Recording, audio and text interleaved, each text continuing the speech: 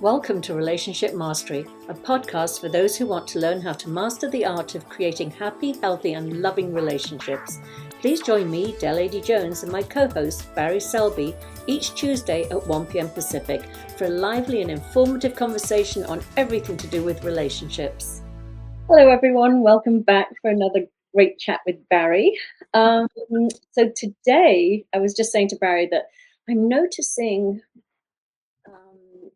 the subject of retaliation has been coming up for me lately, not just but there was one minor incident in my life where I thought, shall I respond to that really outright lie or should I just leave it? And I just chose to do the Michelle Obama thing, which is when they go low, you go high. Right, yeah.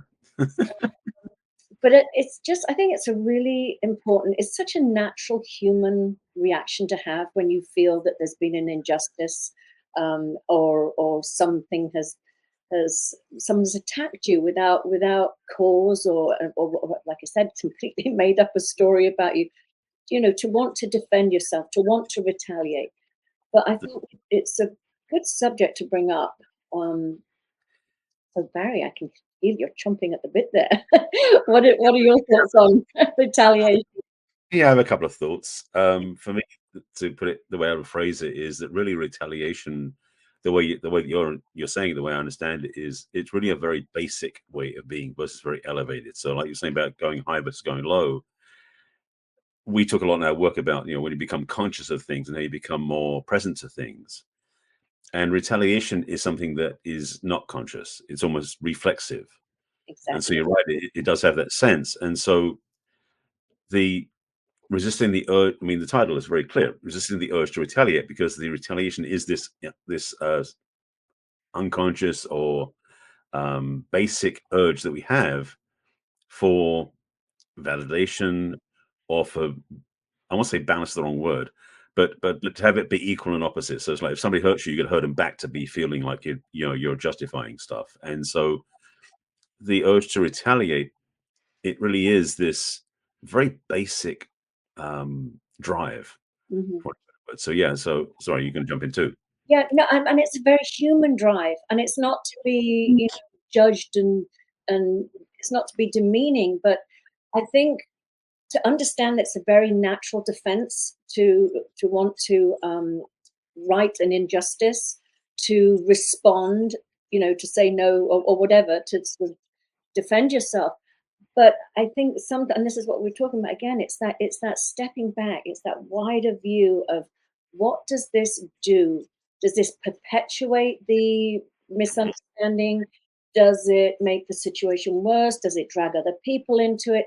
There's all of these factors that, again, when we are conscious in how we respond, as opposed to sort of, a basic human emotion, which is when you've been attacked or affronted in some way, to retaliate. It's perfectly natural. But what is the cost in the end? I mean, is it going to cost you? And I think that's where we just have to take a beat and see it from a different perspective. I think I may have shared last week that I got a letter was sent to my sisters and I, which was really inflammatory and really nonsense, quite honestly, because it was from somebody that had stolen. And between my sister and I said, let's not respond. It's not worth it. It will just keep it going. It's, yes, he's lying. Yes, he's being inflammatory. It doesn't matter. I mean, obviously it says more about his personality than it does about ours. We have to have, take the high road in this situation and put an end to it, because otherwise it's just going to go back and forth. And you carry that energy with you all day. It's awful. Right. And the thing is, and it's funny, some of those thoughts come up and I'll say, which one do I respond with? First of all, I want to drop something on the table, which is also, sometimes we retaliate because we think we heard something or felt something, when in actuality the person didn't do that to us, but we blew it up ourselves. So one reason not necessarily to retaliate is you may be retaliating in an imbalanced way, meaning that they didn't intend to hurt you in the first place. So your retaliation is actually going to kind of snowball effect, because now they're going to be upset because they didn't feel, they weren't justified, or that wasn't justified. So they then retaliate, and it becomes like this one-upmanship that goes on, becomes this war. Mm-hmm. So there's definitely a opportunity to resist the urge to basically to step off the roller coaster this can create. Because the challenge is when we are in a autopilot reactive mode to retaliate and to attack back what we think has been in front to us, there's no conscious thought, there's no desire to be at peace, there's no desire to have rapport. We just simply are going to attack them because that's the narrow lens we're now looking through. Yeah. It's a real challenge. Yeah, that's really interesting. And that's a very different type of, I mean, I hadn't even really entertained that for a minute, that, that, that part, which is it, what was the intention behind the action of the other person? Was it an innocent mistake, or was it intended to provoke? And even if it was intended to provoke or to hurt or to harm, it does, it's the old saying, it takes two to tango. If you don't take that hand that's been offered to you in sort of in war, if you don't take it, if you don't take that hand, there is no struggle. There's nothing Right. that can happen. There's nothing that can happen. But again, as I said, I don't want to diminish somebody's experience when they've been through. Just so happens a couple of conversations with clients lately have been where they really have been hurt by an action, which was, it wasn't a misinterpretation. It was definitely an action that was very harmful and hurtful. And I can understand their feelings of wanting to get back in there, right the injustice and everything like that. But again, as a coach, to encourage somebody to step back. How do you see that? Talk about taking it here, right here. It's, we have these world wars going on right now. I'm not world wars, rather wars around the world. And there is that sort of, what I'm observing is are they stepping back enough to see the bigger picture, to say, is this escalating or is this helping? How do we reach a peaceful agreement on this? Yeah. I mean, that brings up a whole nother conversation about how at peace can you be when somebody's doing whatever they're doing. I Mhm, mean that in the sense that there's almost a part of us that will only feel peace if everybody else that cooperates with our needs. So mhm, just which is frankly an impossible task because we can't control everybody else. mhm, And if I want to drop something in now, because it's something I know we'll talk about in more detail, is that I've talked about this a lot in my own work with clients and also some of my own talks about the qualitative difference between reaction versus responsiveness, meaning that we choose to respond, which is a conscious choice, versus default reactivity, which is what retaliation is. It changes the whole game. mhm. Yeah, yeah, and even sometimes even that conscious response sometimes I think deserves a pause, Yes. because you really have to ask yourself, why am I responding at this point? Is it to win? Is it to be right?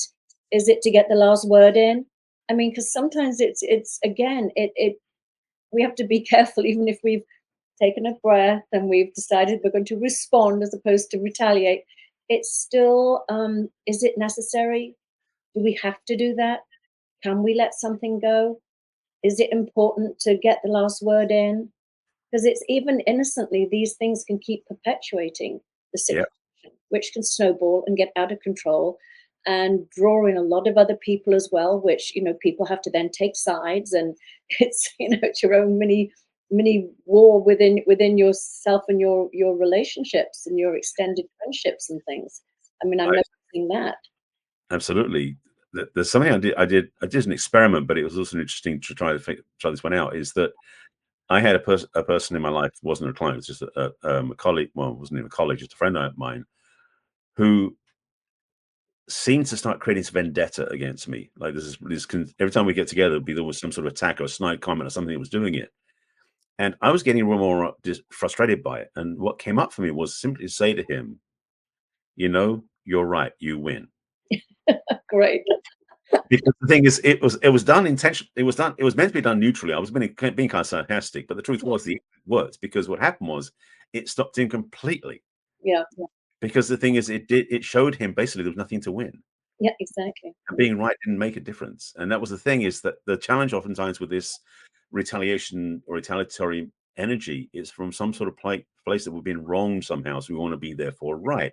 Mhm, But when we get to that point, either the price or the lack of anything makes being right pointless. It doesn't have any value anymore. mhm, So it's almost like, why, when we retaliate, again, taking the time to pause and to resist the urge. is to consider what will be the impact or the result or the after effects of doing this, and will it be worth it or not? Because most of the time it isn't. Exactly, and that's exactly what I'm talking about. There's sometimes people can even be, what's the word I'm looking for? There can be condescending quality to it.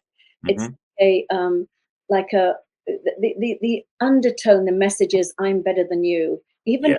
Even in that sort of, gosh, the word, what I'm looking for, but it's like you have to put yourself in somebody else's shoes before you respond or retaliate. Put yourself in their shoes and say, whatever, if I was to receive what I'm about to say to you, what I would like to say to you, if I was on the receiving end of that, how would I feel? Is that going to let this thing lay to rest, or is it going to poke me and trigger me to have even harsher feelings back? And that I see in relationships all the time. Like Hmm. one person will say to the other person, sort of, it's like a put down, or they expose their weaknesses or whatever, and then they expect everything to be fine. They expect everything to just go back to normal. Oh, I got the last say. Now I feel good. Now let's go on. And it's like, no, you've just left your. It's like a bee sting. You've just left your sting in somebody, Yeah. and it can't help the relationship. You might feel smug for a few minutes and think, hey, I'm right. But you're left with this crack in the relationship. But when you can genuinely just sort of let something go with I'm thinking back a lot to my sort of three principles training of separate realities. It's like, I see the world in this way, or I see the situation in this way, and the other person sees it in another way. And it's not about being right or wrong or who's better or worse. It's simply like you agree to differ, or you agree to have differences. That the old quote about, you'd rather be right or be happy, Yeah, is such a fundamental principle, because the thing is, we look at this basically because being right doesn't usually mean that we're happy. So they are different places. So to be right or happy is a choice. I sometimes also say in relationships, you'd rather be right or be loving, because that righteousness removes us from our own loving. And that retaliation, same thing, is when we're retaliating, it doesn't come from a place of love. And in a relationship, ideally, you want to be in loving rapport with your partner. So if you're retaliating, you're going outside the place of being loving with either one of you. So the choice point is, so for me, black and white, but we forget, because we're in that instinctual or reactive place inside, that we want to, or I should say, we don't have a choice, but we must retaliate. yeah, Yeah, because we've had a toe stepped on, whatever that was. So yeah, being conscious of it and resisting the urge is the first step. yeah, exactly. And what was I going to say? Um, yeah, it's like that being right or being happy. It's so funny. People get this momentary feeling of happiness and smugness from being right, but Yeah. long damage, exactly, to the relationship. It's like that's what I'm saying before about that, being able to pull back enough to have the whole picture and say, how is this going to leave two people feeling about each other? Is Hmm. is it going to be a situation where you both lick your wounds and you move on or whatever, and you make you mend bridges and things like that, or is it going to be left with somebody licking their wounds and the other one walking around feeling smug for, like I said, a couple of minutes, but the relationship is disintegrated terribly by that point. It is, the price is too high. I mean, that's the thing.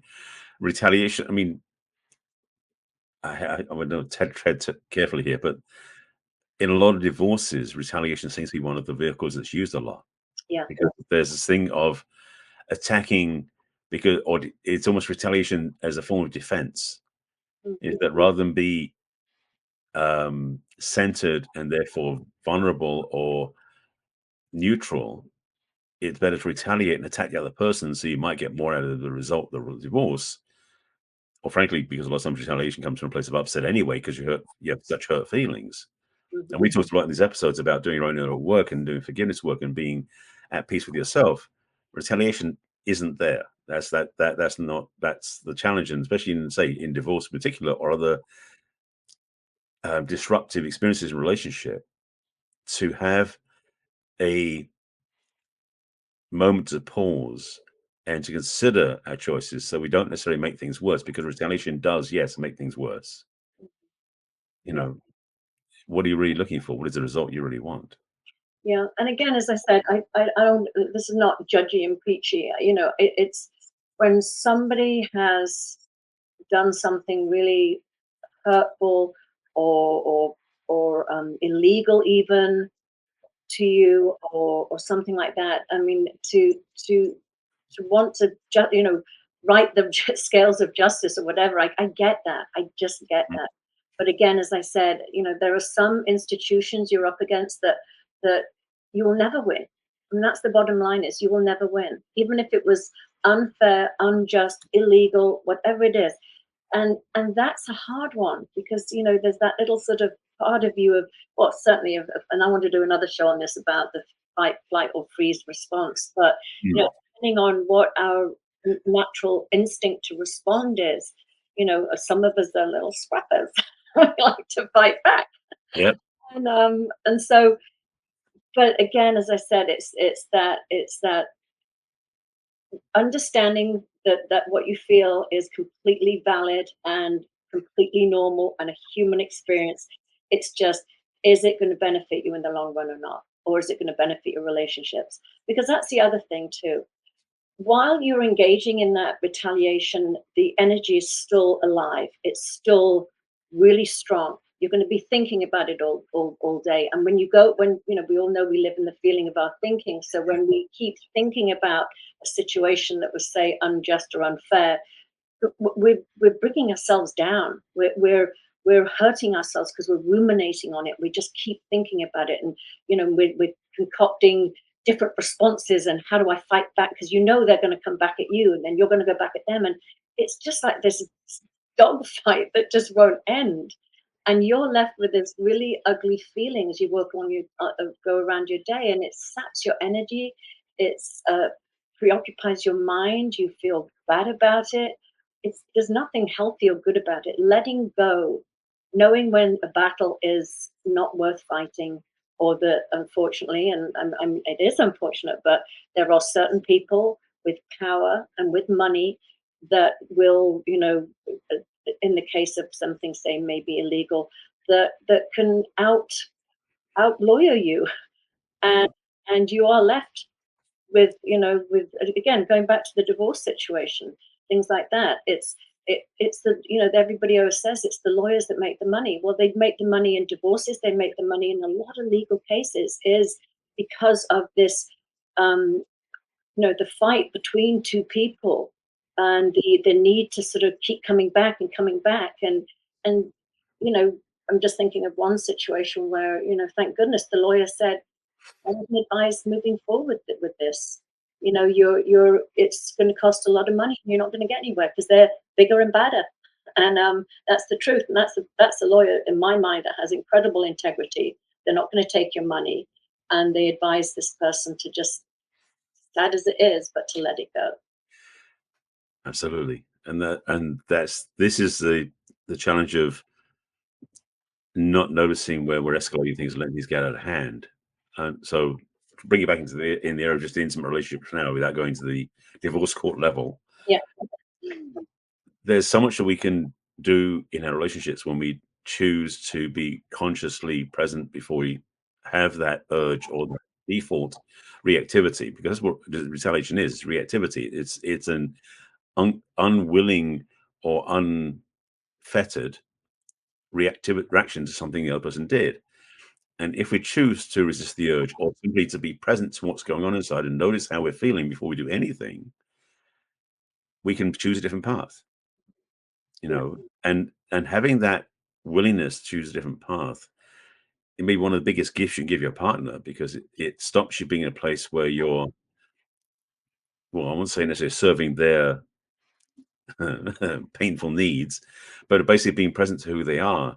That by being able to stop and choose a response that is perhaps more loving, more kind, less combative, so you can actually come to a place of saying, what's really going on? What is the initial attack coming from? Because maybe the other person has been attempting to ask you for things, and you haven't listened to them, you haven't heard them, and they've got more and more upset, and so they've got more and more angry, so they attack you. Well, the truth is, what they're trying to do is get your attention because they need something from you. So your retaliation doesn't serve anybody. So if you can take the time to stop for a moment, and it doesn't have to be 10 minutes. Just stop for a second and go, hang on a second, what's going on? Why are they attacking me? Oh, hang on a second, maybe I missed what they were asking for. And then you change the whole paradigm, and then what an amazing thing! Your relationship gets better. What a possibility that is. Exactly. And what I love what you're saying is you're pointing to the fact that all healthy communication comes to a stop when we're in that retaliatory. Yes. It just does. It's a one-upping. You hurt me, I'll hurt you, and everything stops. Whereas as you said, if you could stop for a second and say, "Wow, what you said then was really hurtful," um, I feel like attacking back, but I'm not going to, because I want to be curious. What was underneath that? Why Yeah. did you say that? Um, this is an opportunity to really put things out on the table and talk about things, as opposed to that escalatory, but sort of back and forth. But again, some people thrive on that drama. That's the other thing.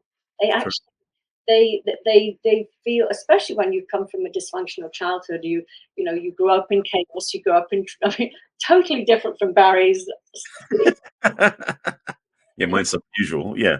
Yours is more like no emotion, no sort of, loving, but no drama, no anything like that. Mine was drama. So Right. there was a part of with me that anything that wasn't dramatic just felt like it was like I was dying. There was no energy in the relationship. I needed, drama. I 100% did. It was, I'm talking when I was much younger, in my 20s.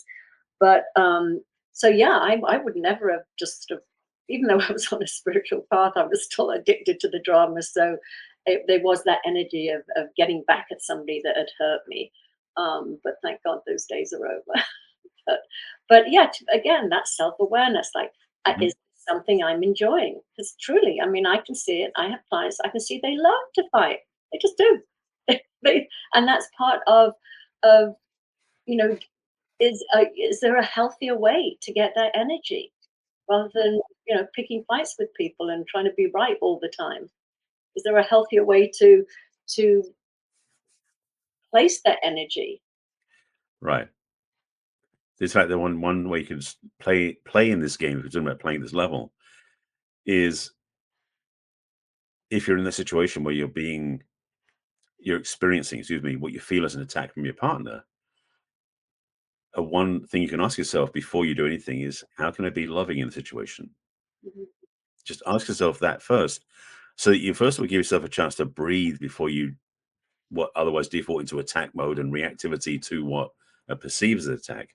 But secondly, you can diffuse somewhat the situation, but not necessarily guarantee, but you're likely to be able to do that because you're not provoking, or you're not poking the bear, to be blunt. So you're not being that antagonistic person, and you're not adding more to adding more fuel to the fire. So the opportunity is there right in front of you when it happens. The Mhm. question is, though, can you be aware enough when you are getting to the position where you feel like you need to retaliate, to say, hang on a second, let me choose a different path? Yeah. It really is conscious choice, and it is hard to do initially, but it's a good practice to have that skill. Yeah. And as I'm listening to you, I'm thinking, for some people, when they've been hurt, it's almost too much of a leap for them to say, instead of retaliating, but being your loving with that person that's just stabbed you. That's So let me qualify a bit more, because I want to just add one thing to that. okay. Sometimes we're going to be more loving doesn't necessarily mean being more loving with them, Yeah. being more loving with myself, which may mean, walking out the door. It may mean telling them to stop right there. It doesn't necessarily mean you've got to get back and kick down, fight, or be nice to them even. Yeah. But it's like, what can I do to be more loving where I am right now and who I am? Which doesn't mean necessarily being loving to them, to be clear. Love that clarification. And yeah, what I was going to say is I do believe in being more loving 100%. But what I was going to say before was, it's okay to, but if being more loving with the other person is too much of a leap for you, be curious.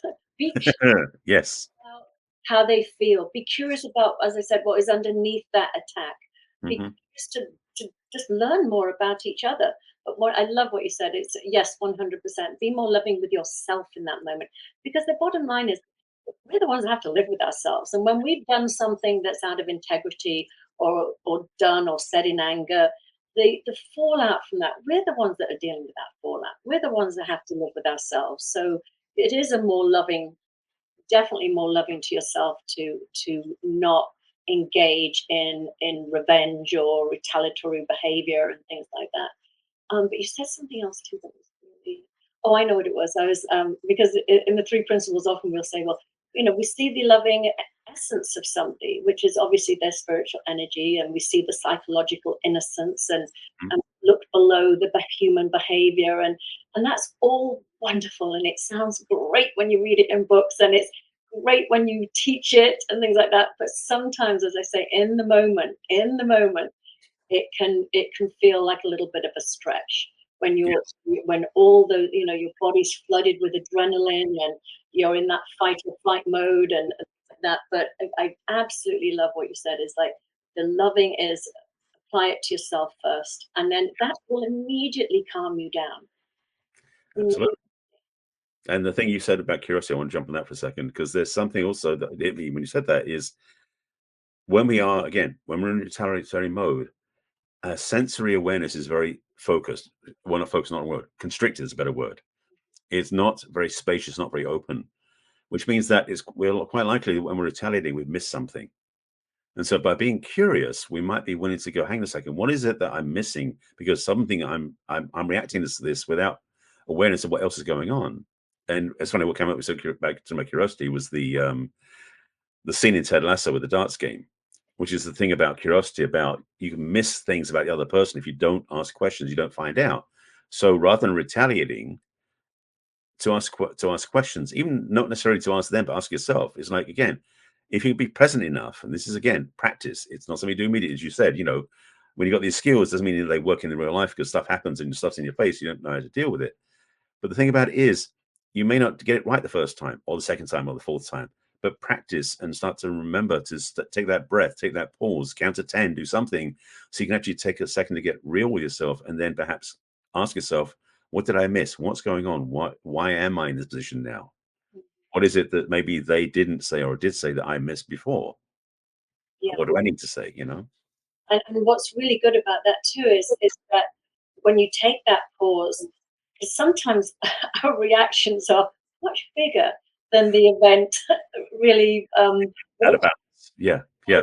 And again, we've talked about this before, is when you take that, you take that time to sit here and go, boy, what was triggered? Why was I so triggered? What did this bring up? And I was talking about this with a client yesterday that often when we are traumatized, when something traumatic happens to us, it's like all our other traumas get reactivated. It's like the scab. It's like it takes one event to just rip that scab off, and then all of a sudden the wound is open again.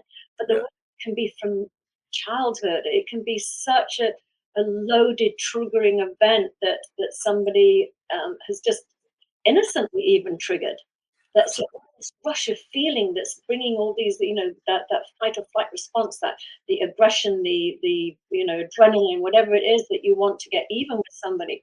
Just, sometimes that poor person sitting in front of you, they may have done a minor thing to you, but do they really warrant the avalanche of? Yeah, that's the thing. The escalation is so out of proportion. Definitely. Yeah. It's crazy what we do. Yeah, I know. We're human, and again, I always say, just be loving with ourselves, and we're not trying to be perfect. We're trying to just live happier, healthier lives. And as you said, it's like, just to, even if in the moment we sort of are not on top of it, the fact that we can recover a little quicker, the fact that we can just say, oh, you know what, I know what's going on here, I'm sorry that I reacted in that way, and take responsibility for having escalated a situation. Absolutely. We've covered this before. And this is a great topic to talk about, because the thing is, when we recognize that, especially that what we're reacting to isn't what's happening now, but what happened 25 years ago, we don't realize the parallel, or don't realize the connection. It's a game changer when we do notice it, because we can change our whole experience. And that's a gift, especially when we're with a coach like one of us two, or somebody else who can guide you. The transformation is amazing. Lovely note, Tom Barry. Say again? I said that was a lovely note to end on. So, everybody, thanks for joining us again, and we will see everyone next week. Absolutely. Take care. Bye-bye. We trust you enjoyed this episode and invite you to share this with your friends and loved ones.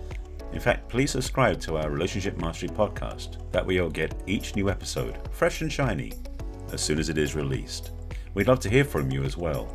So go ahead and enter your questions and comments at relationshipmastery.show. Take good care. We will connect with you in our next episode of Relationship Mastery.